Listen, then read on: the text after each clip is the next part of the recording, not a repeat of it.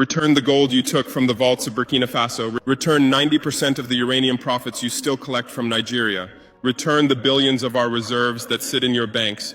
Return the stolen artifacts you proudly display in your museums and offices. You say this is complicated, but what is truly complicated is justifying how a former colonizer continues to profit from nations it once oppressed, even decades after independence. You say, it's legal. Then I say, your laws were written in the language of thieves. You say, it's not that simple. But it was simple when you took everything. This is not just about money. It is about restoring balance spiritually, politically, and morally. It's about ending the lie that crimes can be buried under the label of history. We are not asking for revenge. We are announcing rebirth. Africa is not rising to destroy. Africa is rising to rebuild. But no house can stand on cursed ground. Where ghosts of oppression still roam, nation can move forward while its soul is chained in foreign vaults. So, Mr. President, choose your path. You can meet this moment with honesty and courage, return what you stole, acknowledge the truth, and walk beside us as equals. Or you can resist, delay, and cling to fading illusions of empire. But hear me clearly, no matter what you choose, Africa will rise with or without you. And when we rise, it will be in our own image, not yours. Not with your permission, but with the blessing of our ancestors. You once called us the dark continent, but now the darkness is lifting. And it is your lies that are being exposed to the sun. To all Africans across the continent and the diaspora, stand up, unite. The time has come to reclaim what is ours, our dignity, our future, our freedom. Join the movement to build a new Africa, sovereign, proud, and unstoppable. Nobody is asking for a fight. Nobody is asking for any help.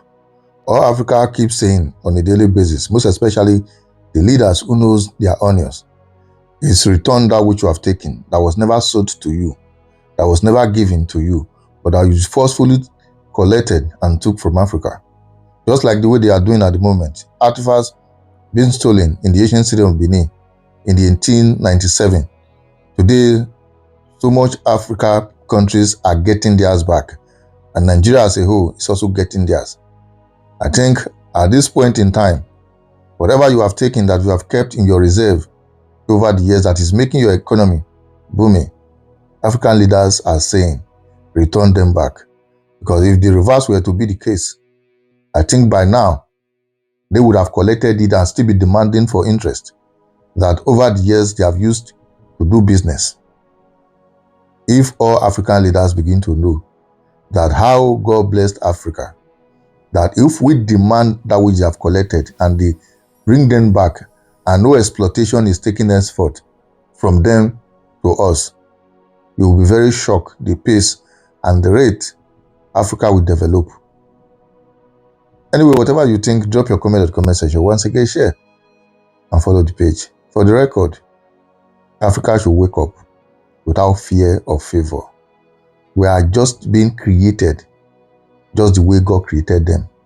Nobody supposed to act as a slave to one another. Africa has come of age, and at this point in time, there is need to use our resources for Africa, by Africa, and with Africa. Kudos once again to Ibrahim Traore.